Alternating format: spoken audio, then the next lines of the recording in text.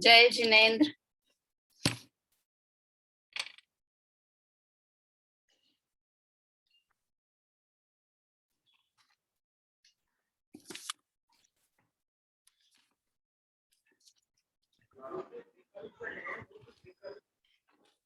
जिनेन्द्र।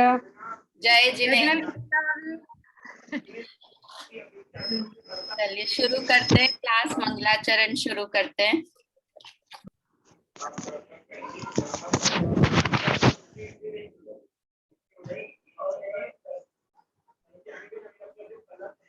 निज स्वरूप को परम रस जामे भर्यो अपार, वंदो परमानंदमय समय सार अविकार। कुंद कुंद मुनि चंद्रवर अमृत चंद्र मुनि, आत्मरसी बनारसी वंदो पद अरविंद। नाटक समयसार ग्रंथ हमारा चल रहा है। हमने जीव द्वार की चर्चा शुरू की थी। तो जीव द्वार में अपन क्या कर रहे हैं, अभी सिर्फ सारभूति चीजें पढ़ रहे हैं, तो पूरे पूरे छंद हम लोग नहीं लेंगे। मैं स्क्रीन शेयर करती हूँ नाटक समयसार की।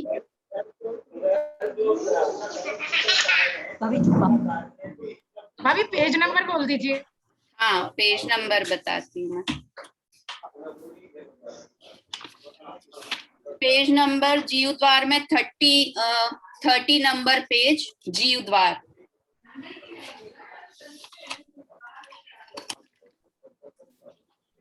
हमने 6 छंद तक की बात की थी। 6ठे नंबर का छंद हमारा चल रहा था निश्चय नय की प्रधानता। पहले हमने वो किया था निश्चय नय की प्रधानता।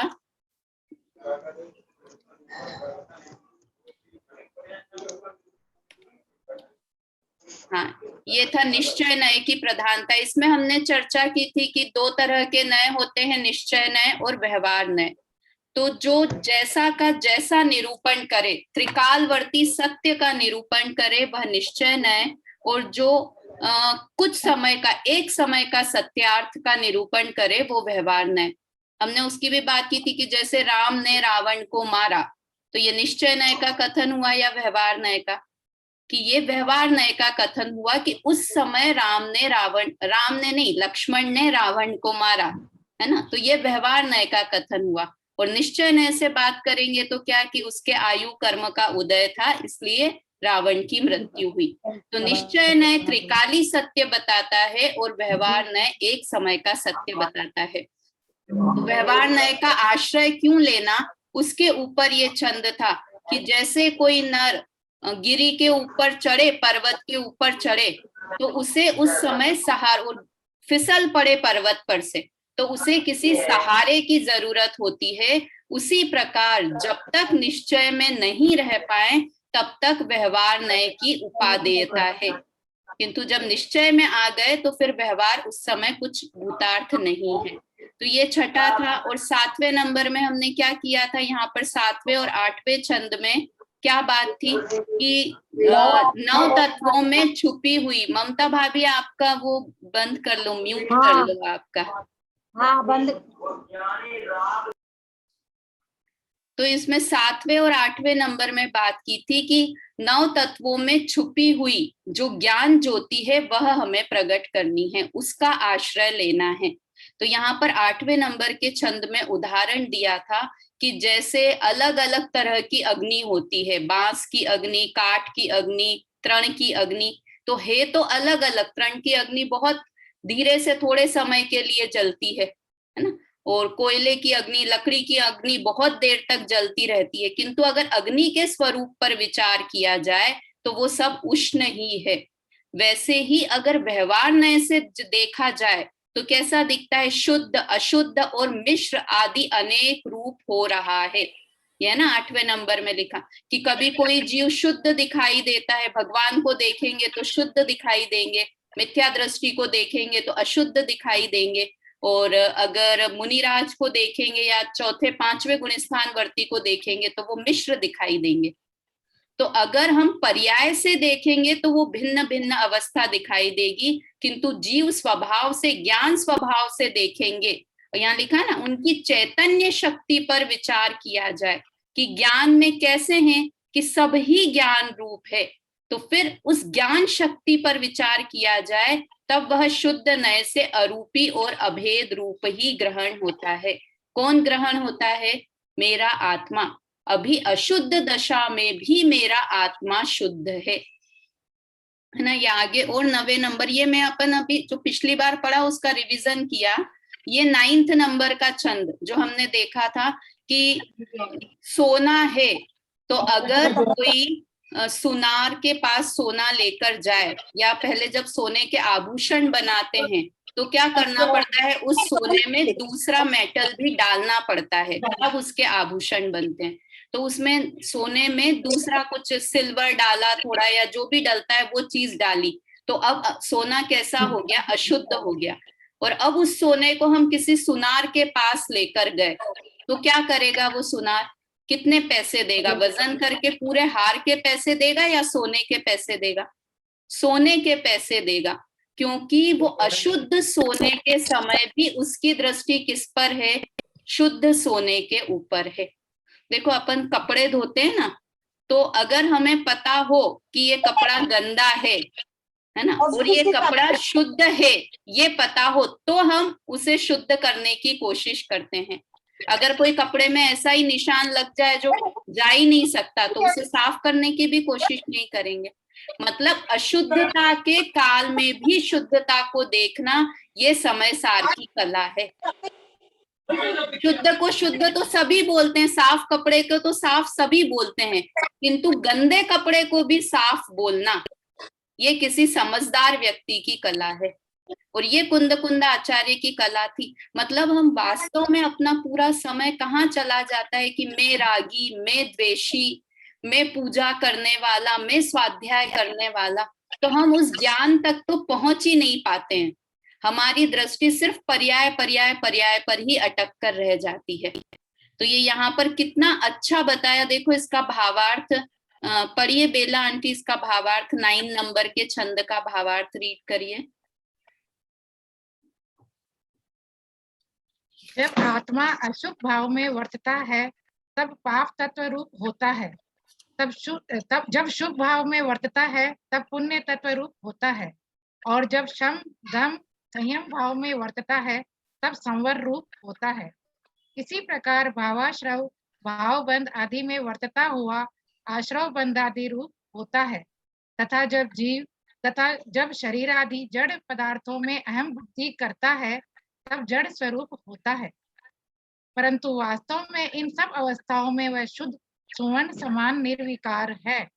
मतलब इसमें कितना अच्छे से सातों तत्व घटित, 9 पदार्थ घटित कर दिए। जब पुण्य में अशुभ भाव में वर्तता है तब पाप रूप हो जाता है। हम जब अशुभ कार्य करेंगे तो क्या बोलते हैं? पापी जीव। पूरे के पूरे जीव को ही क्या बोल देते हैं? पापी जीव। पुण्य में शुभ भाव में वर्तता है तो पुण्य तत्व रूप हो जाता है ना। जब शम दम संयम भाव करता है तो संवर निर्जरा रूप होता है। इसी तरह भाव आश्रव भाव बंध। और ये कितना अच्छा लिखा, देखो जब शरीर आदि जड़ पदार्थों में अहम बुद्धि करता है तब जड़ स्वरूप ही हो जाता है। मतलब पर द्रव्यों को अपना माना। पर द्रव्य कैसे हैं? जड़ हैं। पर पदार्थ मतलब चेतन नहीं है। जिनवाणी हुई, मोबाइल हुआ, साड़ियां हुई, ज्वेलरी हुई, ये सब कैसे हैं? कि जड़। और इन जड़ में एकत्व बुद्धि की तो खुद भी जड़ रूप ही हो गया। मतलब ये 9 तत्वों में तो ये 9 तत्व रूप दिखाई देता है, परंतु वास्तव में इन सब अवस्थाओं में वह शुद्ध स्वर्ण के समान निर्विकार है। उसके हाथ में, सुनार के हाथ में अशुद्ध सोना है अभी हाथ में भी, देखने में भी कि इसमें तो सिर्फ कितना है 17% ही गोल्ड है, बाकी सब तो इसमें दूसरी धातु मिली हुई है। किंतु उस समय भी सोना एकदम अलग है और अशुद्धता एकदम अलग है। अशुद्धता के काल में अगर शुद्धता देखनी आ गई ना तो समझो सम्यक दर्शन हो गया। और वास्तव में देखना भी यही पड़ेगा। ऐसा तो नहीं होगा कि पहले आत्मा बिल्कुल राग द्वेष से रहित हो गई और फिर हमने देखा कि हाँ ऐसी आत्मा राग द्वेष से रहित होती है। मतलब अशुद्धता के काल में ही अपने को शुद्ध मानना पड़ेगा। अभी हम इतना क्रोध कर रहे हैं, इतनी पूजा कर रहे हैं, शुभ और अशुभ भाव कर रहे हैं, किंतु शुभ और अशुभ भाव करते हुए भी मैं इन भावों को करने वाला नहीं हूं, इन भावों का ज्ञाता हूं। मतलब कितनी अजीब, ऐसे लगता है ऐसा कैसे हो सकता है कि पूजा कर रहे हैं और हम पूजा के भाव को नहीं कर रहे हैं। देखो ये 10वें नंबर के छंद में और भी अच्छी 10वें के बाद 11वें नंबर में आएगी। यहाँ पे तो एक और यहाँ से अभी हमको पढ़ना है 10वें नंबर के छंद से, अनुभव की दशा में सूर्य का दृष्टांत। चलिए एक साथ पहले सब इसको एक बार बोल लेते हैं। अच्छा छंद है इसलिए इसको पूरा बोलेंगे। जैसे रवि मंडल के उदय मही मंडल में आतप अटल तम पटल विलातु है, तैसे परमात्मा को अनुभव रहित जो रहत जो लो तो लो कहूँ दुविधा न कहूँ पछुपातु है, नय को न लेस परवान को न परवेश, निक्षेप के वंश को विध्वंस हो तू जातु है, जे जे वस्तु साधक है तेहू ताहा बाधक है, बाकी राग द्वेष की दशा की कोनु बातु है।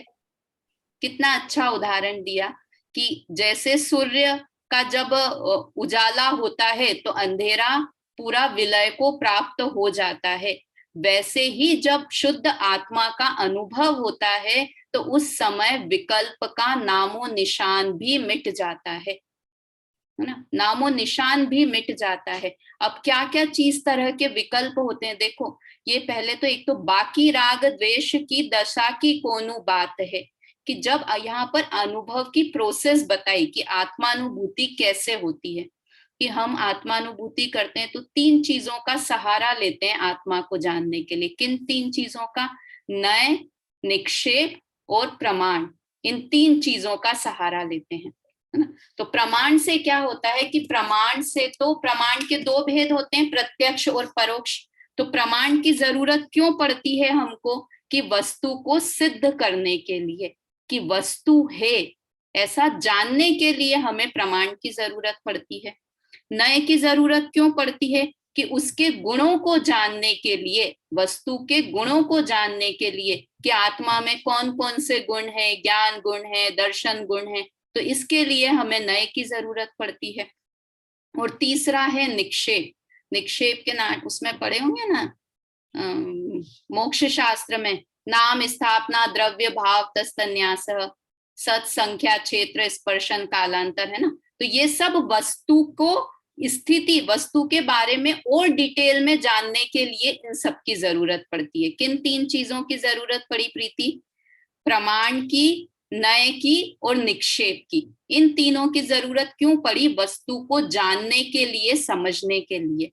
और जब आत्मानुभूति हो गई तो क्या हुआ कि वस्तु अब तो हमको क्लियर दिखने लग गई, वस्तु का ज्ञान ही हो गया। तो ये तीनों क्या थे? साधन थे। क्या क्या चीजें साधन थी? प्रमाण का ज्ञान होना, नय का ज्ञान होना, निक्षेप, निक्षेप से कि वस्तु का क्या नाम है, इसके कितने भेद हैं आत्मा के, आत्मा का क्षेत्र कितना बड़ा है, संख्या कितनी है, ये सारा डिटेल, ये सब क्या था? प्रोसेस था। किसको जानने का? आत्मा को जानने के ये साधन थे, आत्मा को जानने की ये प्रोसेस थे। अब जब आत्मा को जान लिया, आत्मा ज्ञान में आने लगा, तो ये सारी जे जे वस्तु साधक है तेहू ताहा बाधक है। कितनी अच्छी लाइन है कि ये सारी वस्तु साधक थी, उस वस्तु तक पहुंचाने के लिए थी ये सारी चीजें, और अब ये ही चीजें बाधक हो गई, है ना। मतलब हम अगर हमको इन तीनों का ज्ञान हो गया है, प्रमाण का, नय का और निक्षेप का ज्ञान हो गया, और मुझे लगता है अपन सबको हो गया, इतना पढ़ चुके हैं, तो अब एक स्टेप आगे बढ़ना चाहिए कि नहीं बढ़ना चाहिए? कि अब एक स्टेप आगे बढ़ के इन सब का साधन को छोड़कर साध्य पर दृष्टि करनी चाहिए। जैसे अपन कुछ भी मिठाई वगैरह भी बनाए, रसगुल्ला बनाया, तो रसगुल्ला बनाने के लिए तो पूरी प्रोसेस ध्यान में रखेंगे, क्या क्या, कि ये वाला गाय का ही दूध होना चाहिए, भैंस का। अभी तो सब लॉकडाउन में तो सब एक्सपर्ट हो गए अपन, बहुत रसगुल्ले बने अभी तो घर में, है ना। और कितनी कि 1 कटोरी शक्कर में 5 कटोरी पानी डालना है, सारी सारी प्रोसेस को फॉलो करेंगे, है ना, एकदम अच्छे से। वो बिल्कुल नरम होना चाहिए, फिर हाथ से बहुत देर मथना है छेने को, और फिर एकदम उबलने में आ जाए चाशनी, फिर डालना है उसके अंदर एक एक गोलियां, फिर वो फूल फूल के इतनी बड़ी हो जाएंगी। तो पूरी प्रोसेस फॉलो की। अब जब हम उस रसगुल्ले को, ये तो सब साधन थे, अब उस जब रसगुल्ले का स्वाद लेने का समय आया, तब हम लेते लेते कोई सामने खा भी रहा हो परिवार के लोग, और उससे बोले अरे मैं तो वहां से इतनी दूर से गाय का दूध लेके आई, और वो शक्कर मैंने एकदम उत्तम वाली शक्कर यूज की है, और ये वाले भगोने में बनाया, तो क्या बोलेंगे, ये सब तुम मत बताओ, इसका स्वाद लेने दो, क्योंकि ये सारी चीजें बाधक है, जब तक उसका स्वाद नहीं आ सकता ना। वो तो फिर एकदम हम भी जब खाने बैठे तो बस मुंह में बाइट लिया और आंख बंद करके, वाह कितना टेस्टी रसगुल्ला है। तो ये लौकिक चीज में समझ में आती है कि जो जो साधन थे उनको भी छोड़ा, तब उसका हम स्वाद ले सके। तो ऐसे ही आत्मा के अनुभव के काल में जो जो वस्तुएं साधन रूप थी, वो सभी, कितनी अच्छी लाइन है ये, जे जे वस्तु साधक है तेहू ताहा बाधक है, वो उसी जगह पर वो बाधक रूप हो गई। अब हमारा देखो, हम अपने ऊपर लगा के देखें ना, तो हम क्या करते हैं, सिर्फ अपना क्षयोक्षम बढ़ाने में ही लगे हुए हैं। सबकी बात है, आपकी भी मेरी भी, कि एक ग्रंथ पढ़ लिया दूसरा ग्रंथ पढ़ लेते हैं, फिर और पढ़ते हैं इसमें क्या लिखा है, इसमें कितने भेद बताए हैं। किंतु वो जो नए निक्षेप जिस लिए जान रहे हैं हम, उस वस्तु तक हम पहुंच पा रहे हैं कि नहीं पहुंच पा रहे हैं, कि सिर्फ क्षयोक्षम बढ़ाने में ही लगे हुए हैं। एक बार भी जिस आत्मा की बात की, उस आत्मा के बारे में सोचते हैं दिन भर में? सोचने का टाइम ही नहीं है, क्योंकि क्षयोक्षम बढ़ाने से फुर्सत नहीं है हमको। तो ये कह रहे हैं कि जब जब वस्तु प्रकट हो जाए, जब वस्तु का ध्यान करें, तो ये जितनी भी वस्तुएं हैं, जितने भी साधन थे, वो बाधक रूप हो जाते हैं। मतलब एक स्टेप आगे बढ़ने की बात यहाँ पर कह रहे हैं। और फिर कहें कि ठीक है, ये चीजें नहीं चाहिए, नए निक्षेप का ज्ञान कोई काम का नहीं है, करना है और फिर छोड़ना है तो हम करें ही नहीं, नए का ज्ञान क्यों करें, निक्षेप का ज्ञान क्यों करें, है ना। तो क्या लिखा, बाकी राग द्वेष दशा की कोनु बात है, जब साधक ही बाधक हो गया तो दूसरों की तो बात ही क्या है। मतलब राग द्वेष में रहते हुए आत्मा की अनुभूति हो जाए, वो तो पॉसिबल ही नहीं है। जब साधक चीजें ही बाधक हो गई है, तो दूसरों की तो बात करने से भी कोई प्रयोजन नहीं है। तो इस तरह से ये 10वें नंबर का छंद हुआ। देखो अपन ये अभी नाटक समय सार का सार पढ़ रहे हैं, इसलिए अपन एक एक शब्द का, कि रवि मंडल मतलब सूर्य का उदय में, भूमंडल पे, महीमंडल में मतलब पृथ्वी पर, ये सारी बातें अपन पहले कर चुके हैं, एक एक शब्द के अर्थ। अब अपन सार पढ़ रहे हैं, तो वास्तव में बनारसी दास जी क्या कहना चाहते हैं, वो सारभूत बातें ग्रहण करनी है। तो ये इस तरह से 10वें नंबर के छंद की चर्चा। वास्तव में ये गाथाएं, ये नीचे ये कलश भी दे रखे हैं ना, नीचे ये संस्कृत में कलश, ये एक एक कलश पे 10-10 दिन 8-8 दिन प्रवचनकार प्रवचन करते हैं, इतनी सारी बातें हैं। मतलब बातें क्या है, कि बातें सिर्फ करने के लिए नहीं, जब तक हमारे मन में ये बात फिक्स नहीं हो जाए, तब तक ये बातें सुनते रहना चाहिए ना। इसमें रिपीटेशन नहीं समझना चाहिए। द्रव्यानी योग में कोई भी चीज को रिपीटेशन नहीं समझना चाहिए। कब तक सुनना है, कि जब तक हमारे हृदय में ये बात फिक्स नहीं हो जाए, तब तक समझना है। तो इस तरह से ये अनुभव की दशा, मतलब आत्मानुभव की क्या प्रोसेस है, वो प्रोसेस यहाँ पर बनारसी दास जी ने बताई। फिर है छंद नंबर, इसके बाद छंद नंबर 11वां। एक मिनट है,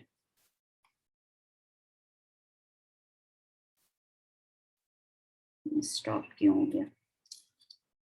हाँ, ये 11वां, शुद्ध नय की अपेक्षा जीव का स्वरूप। अब यहाँ वापस से, कि वापस बार बार, कि शुद्ध नय से कैसा है स्वरूप जीव का कैसा है, इसको हम बोलते हैं पहले छंद को। आदि अंत पूरन स्वभाव संयुक्त है, पर स्वरूप पर जोग कल्पना मुक्त है। सदा एक रस प्रगट कही है जैन में, शुद्ध नयातम वस्तु विराजे बैन में। कि कैसा है कि आदि अंत अवस्था में निगोद से लेकर सिद्ध अवस्था तक हमेशा अपने स्वभाव से संयुक्त है। निगोद में गया तो भी मेरे ज्ञान का बाल भी बांका नहीं हुआ। मतलब हमेशा से, इसको अगर और शॉर्ट में बोले ना तो ऐसा बोल सकते हैं, वो आती है ना, मैं ज्ञानानंद स्वभावी हूं, मैं रंग राग से भिन्न भेद से भी मैं भिन्न निराला हूँ। वही वाली बात इसमें लिखी है कि मैं पर पदार्थों से पूरी तरह से भिन्न हूँ और अपने स्वभाव से अभिन्न हूँ। पर द्रव्यों से पूरी तरह से भिन्न हूँ और अपने स्वभाव से पूरी तरह से अभिन्न हूँ। कितने समय में कर्मों के साथ रहा किंतु फिर भी जड़ रूप नहीं हुआ। जैसे ऐसे बोले ना, दूध को कितने समय तक पानी में डाल के रखो कि वो दूध पानी हो जाए और पानी दूध हो जाए। कितने, 1 दिन, 2 दिन, 10 दिन, 20 दिन, कितने दिन रखेंगे। कि जो जिसका स्वभाव होता है ना, वो स्वभाव से कभी भी, देखो ये कॉन्फिडेंस हम में है ना कि कोई भी अपने स्वभाव को नहीं छोड़ता है। इसीलिए हम सोने की चीज और कपड़े, साड़ी और सोना एक साथ रख देते हैं। इस कॉन्फिडेंस के कारण हमको ये डर नहीं लगता है कि हमारा सोना कहीं बदल के उसका ब्लाउज नहीं बन जाएगा। कि इतने दिन से कपड़ों के साथ में रह रहा है सोना, तो वो सोना भी कहीं कपड़ा नहीं बन जाए। क्यों है इतना कॉन्फिडेंस? एकदम आराम से उसी अलमारी में कपड़े भी हैं और उसी अलमारी में सोना भी है। क्या कॉन्फिडेंस है कि एक द्रव्य दूसरे द्रव्य रूप नहीं होता। तो बाहर में तो हम इतने होशियार हैं, इतने समझदार हैं, और यहाँ पर यहाँ अपने ज्ञान की बात है तो आत्मा का स्वभाव भी ऐसा है कि कितने भी परद्रव्यों के साथ रह ले, कर्म के साथ अनादि से है। पहले ऐसा तो नहीं था कि आत्मा शुद्ध था और बाद में उसमें कर्म आ गए। जब से आत्मा है तब से कर्म भी आत्मा के साथ में है। तो इतना साथ में रहते हुए भी आत्मा ने अपने स्वभाव को नहीं छोड़ा है, पर रूप आत्मा नहीं हुआ है। तो ये ऐसे शुद्ध नय की अपेक्षा जिनवाणी में कहा कैसा, सदैव एक चैतन्य रस से संपन्न है ना, पर द्रव्यों से रहित है और अपने रस से पूरी तरह से संपन्न है। पर द्रव्य रूप होता नहीं और अपने स्वभाव को छोड़ता नहीं। ऐसा मेरा स्वभाव है। मतलब सुन के मजा आ जाना चाहिए कि इतना अच्छा तत्व में हूं, इतने इतने चीजों के साथ में रहते हुए भी मुझ में अशुद्धता नहीं आई है। तो ऐसा ये 11वें नंबर में बताया। अब 12वें नंबर का छंद है, देखो इसमें 12वें नंबर के छंद में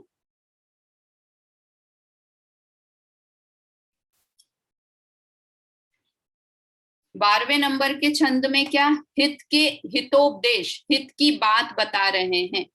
यहाँ पर गुरु हित की बात बता रहे हैं। क्या बात बता रहे हैं, 1 मिनट, ये बार बार, हाँ 12वें नंबर में क्या बता रहे हैं, देखो ये पूरा छंद नहीं पढ़ रही हूँ, ये यहाँ से ये वाली 4 लाइनें देखते हैं। पुद्गल पिंड भाव रागादिक इनसो नाही तुम्हारो मेल, ए जड़ प्रगट गुपत तुम चेतन, जैसे भिन्न तोय अरुतेल। समझ में आई कुछ सुनीता आंटी? क्या कहा कि ये रागादि हैं, वो कैसे हैं, पुद्गल पिंड हैं। इनसो नाही तुम्हारो मेल, इनसो नाही हमारो मेल, इनके साथ हमारा कोई मेल नहीं है। देखो ये कितनी, ए जड़ प्रगट गुपत तुम चेतन। ए जड़, ए मतलब कौन, रागादि भाव कैसे हैं, जड़ हैं। राग भाव जड़ भाव है। प्रगट मतलब प्रत्यक्ष में जड़ भाव है। और गुपत तुम चेतन, और तुम कैसे हो, चेतन स्वरूप हो, है ना, अरूपी हो। ये तो प्रगट है मतलब रूपी है, और गुप्त, गुप्त मतलब अरूपी है। जो पुद्गल पिंड कैसे हैं, रागादि भाव कैसे हैं, पहली बात जड़ हैं और दूसरे रूपी हैं। कैसे रूपी हैं, देखो पहली बात ये यहाँ पर बताई कि राग को जड़ कैसे कहा, है ना? राग कैसे हैं, रागादि भाव जड़ हैं या चेतन भाव हैं? तो इसके लिए 3-4 बातें अपन ने उस समय क्लास में भी पढ़ी थी कि राग में नहीं हूं, राग में नहीं हूं या मैं रागी नहीं हूं, ऐसा मानना हो तो कैसे मानेंगे? तब अपन ने पहले जब क्लास में भी बात की थी कि राग किसके आश्रय से होता है, पुद्गल के आश्रय से होता है। राग जैसे मुझे राग हुआ तो उसकी राग की उत्पत्ति कैसे होगी कि चारित्र मोहनी का भेद है ना, एक राग द्वेष, ये सब चारित्र मोहनी के भेद हुए। तो राग किसके कारण उत्पन्न हुआ कि जड़ कर्मों के कारण उत्पन्न हुआ, है ना? ये चारित्र मोहनी ये सब द्रव्य कर्म के कारण, द्रव्य कर्म का उदय था इसलिए राग भाव हुआ। तो राग भाव की उत्पत्ति किससे हुई, जड़ कर्मों से हुई। और राग भाव, दूसरी बात करें कि राग भाव कैसे उत्पन्न हुआ कि ये मुझे मोबाइल दिखा तो ये मोबाइल कैसा है, जड़ है, इस मोबाइल को मैंने अपना माना तो मुझे राग हुआ। तो पर के कारण, जड़ के कारण राग भाव उत्पन्न हुआ और जड़ कर्मों का उदय था इसलिए राग भाव उत्पन्न हुआ।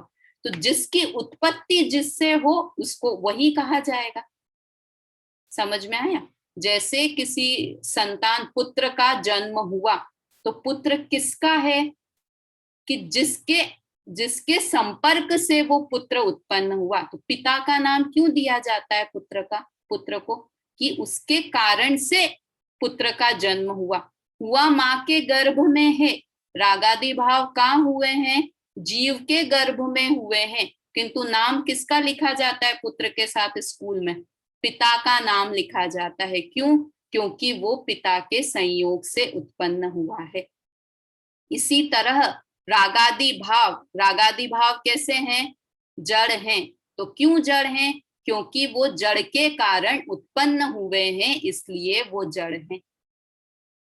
तो कितना क्लियर, अब हमको राग का भाव आए, पूजन का भाव आए तो हमको क्या सोचना है, अंदर में क्या विचार करना है कि ये जड़ भाव है, मैं इस पूजा के भाव को भी जानने वाला हूँ, इस पूजा के भाव को करने वाला नहीं हूँ, पूजा के भाव को जानने वाला हूँ।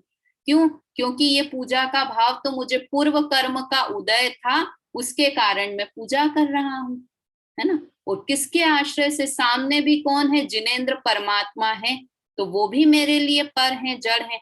तो वो भी इस कारण भी राग भाव, कोई भी राग, मैं पूजा का तो बार बार इसलिए उदाहरण दे रही हूँ कि हम दूसरी चीजों को तो गलत मान लेते हैं आराम से, किंतु शुभ भाव तो मैंने किए। अशुभ के समय तो हम सोच लेंगे ठीक है भाई पाप का उदय था इसलिए ऐसा हुआ, गुस्सा आया तो क्या कह देंगे कि चारित्र मोहनी का उदय है इसलिए क्रोध आ गया, बुरी चीजों का इल्जाम तो डाल देंगे कर्म के ऊपर। और जहां ही कुछ अच्छी चीज करते दिखे तो क्या बोलेंगे, मैंने किया।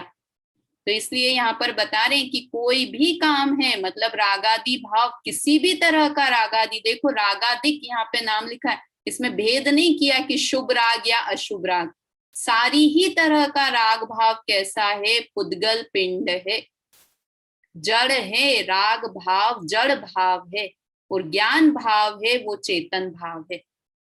तो पहला तो क्या कि वो जड़ के कारण, जड़ के संयोग से होता है इसलिए रागादि भाव जड़ भाव है। दूसरी बात, राग में ज्ञान नहीं है, राग को नहीं जानता है, ज्ञान राग को जानता है। कठिन तो नहीं लग रही है बात ममता आंटी, बेला आंटी, कठिन तो नहीं लग रही है कि राग भाव पर के कारण से होते हैं इसलिए जड़ हैं और राग में ज्ञान नहीं है। हमको क्रोध आया तो ये कौन जानता है, क्रोध को नहीं जानता है, क्रोध को कौन जानता है, ज्ञान क्रोध को जानता है। इसलिए भी राग कैसा है, जड़ है। अपन किसकी बात कर रहे हैं कि राग भाव जड़ भाव है, ये बात सिद्ध कर रहे हैं अपन, है ना? और तीसरे कैसे हैं कि रागादि भाव हैं वो स्थायी भाव नहीं है, आते हैं और चले जाते हैं। अभी मुझे जिनवाणी सुनने का भाव आया, फिर ये भाव चला जाएगा, फिर मुझे कोई सीरीज देखने का भाव आ जाएगा कि ये नई सीरीज आई है अभी प्राइम वीडियो पे, ये सीरीज देख लेते हैं, वो सीरीज देखने का भाव आ गया। तो दूसरा, उसके बाद तीसरा भाव की ये तीसरा भाव आ जाएगा। किंतु ज्ञान भाव कैसे होते हैं कि ज्ञान भाव हमेशा बना रहता है मेरे साथ, है ना। ज्ञान कभी भी ऐसा नहीं होगा कि मैं ज्ञान से रहित, सोने के समय भी ज्ञान मेरे साथ में रहेगा, है ना। तो इसलिए रागादि भाव इसलिए भी जड़ हैं क्योंकि वो अस्थायी है, मेरे साथ हमेशा रहने वाले नहीं हैं। तो इस तरह से अब ये कैसे, यहाँ पर एक उदाहरण भी दिया, ए जड़ प्रगट गुपत तुम चेतन जैसे भिन्न तोय अरुतेल। कि तोय मतलब क्या होता है, पानी, पानी और तेल दोनों कैसे हैं, दोनों भिन्न भिन्न हैं, है ना। कैसे प्रत्यक्ष भिन्न भिन्न है, पानी के ऊपर ऊपर तेल तैरता है, कभी भी पानी और तेल मिलते नहीं है।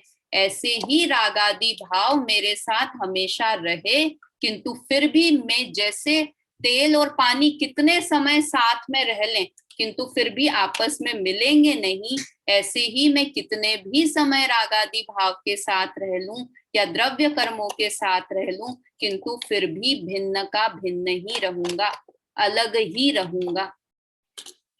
इतना कॉन्फिडेंस अब अपने ऊपर आ जाना चाहिए, है ना। पढ़िए इसका अर्थ एक बार, पढ़िए, कौन पढ़ेगा, प्रीति पढ़ो 12वें नंबर के छंद का अर्थ।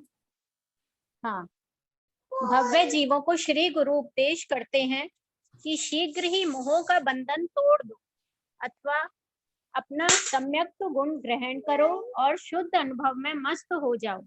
उद्गल द्रव्य और रागादिक भावों से तुम्हारा कोई संबंध नहीं, ये स्पष्ट अचेतन है और तुम अरूपी चैतन्य हो तथा पानी से भिन्न तेल के समान उनसे न्यारे।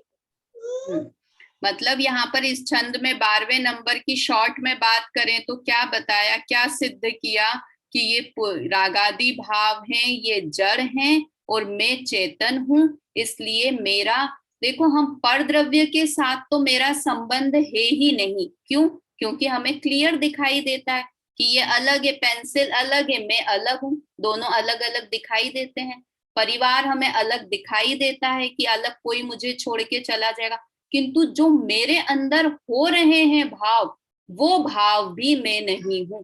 कैसे हैं रागादि भाव? हमारे घर में होने वाले कॉकरोच के जैसे हैं। कॉकरोच कहाँ होते हैं? हमारे ही घर में होते हैं, किंतु उस कॉकरोच को रखना चाहते हैं हम? नहीं। क्यों? क्योंकि वो विभाव भाव है, गलत चीज है, वो रखने लायक चीज नहीं है। इसलिए चाहे उत्पत्ति, चलो कॉकरोच तो अलग, हमारे पेट में ही हमारी संतान का भी जन्म होता है और हमारे पेट में कीड़े पड़ जाते हैं, वो भी हमारे ही पेट में पड़ते हैं, है ना। किंतु फिर भी हम क्या मानते हैं कि कीड़े गंदी चीज है, खराब चीज है, छोड़ने लायक है, इसे निकालना है, कीड़े की दवाई देते हैं ना। तो सेम बिल्कुल जैसे हमारे पेट में कीड़े की जो हमारी नजर में वैल्यू है ना, वैसे ही वैल्यू हमको किसकी होनी चाहिए, जो हमारे अंदर शुभ और अशुभ के भाव आते हैं ना, वो कीड़े के जैसे हैं, पेट में उत्पन्न हुए।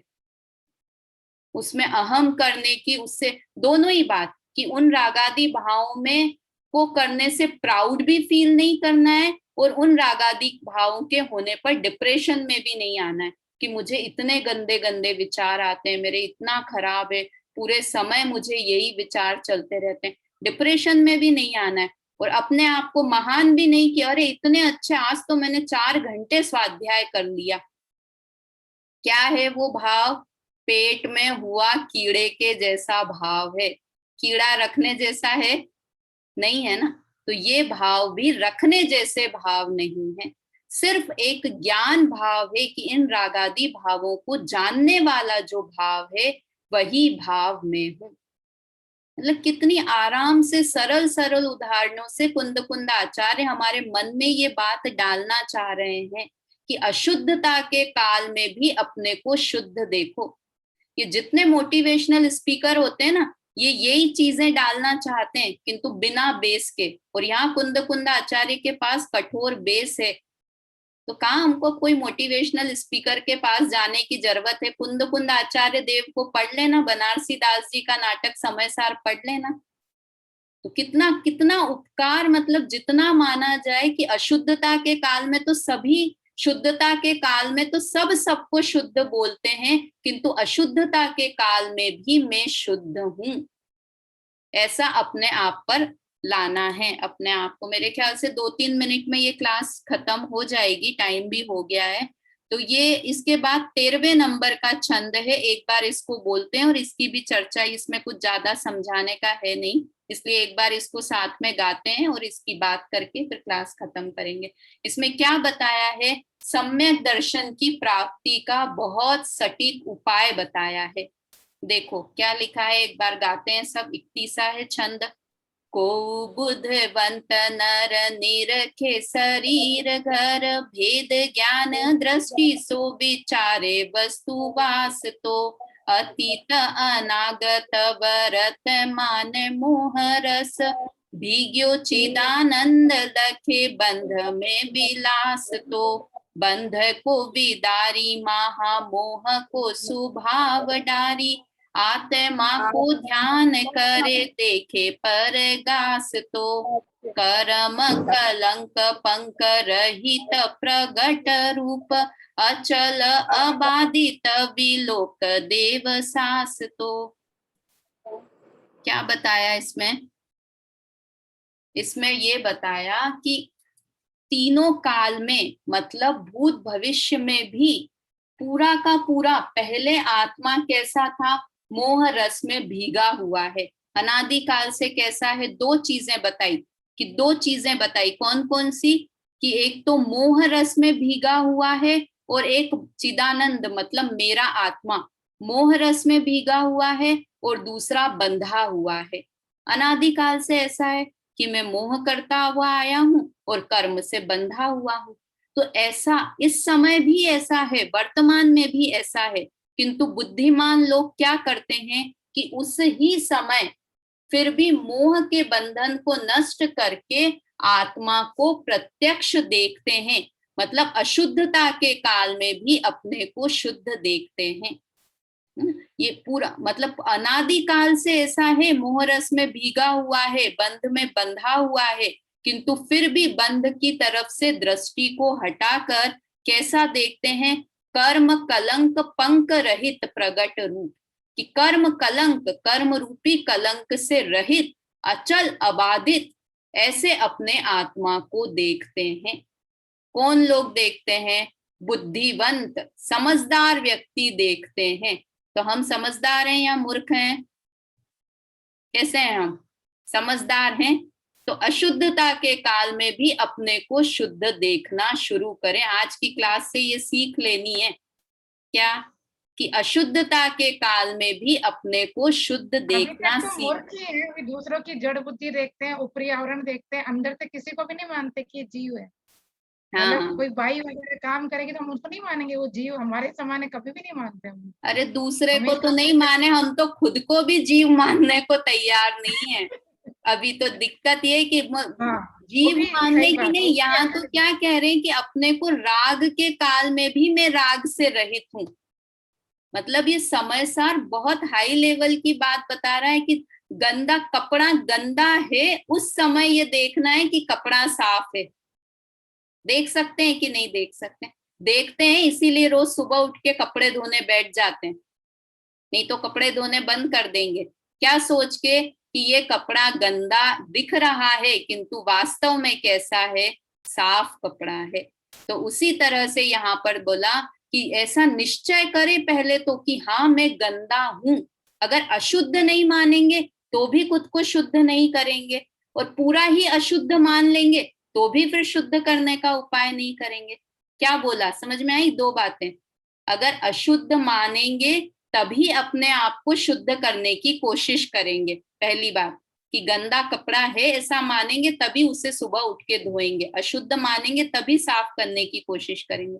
और दूसरी बात कि ये शुद्ध हो सकता है ऐसा मानेंगे तो ही शुद्ध करने की कोशिश करेंगे, कि ये गंदा ही अब साफ ही नहीं हो सकता है तो भी धोने की कोशिश नहीं करेंगे। तो ये दो बात, कि अगर आत्मा को अशुद्ध नहीं मानेंगे तो शुद्ध क्यों करेंगे, और अगर सर्वथा ही अशुद्ध मान लेंगे तो भी क्यों शुद्ध करेंगे।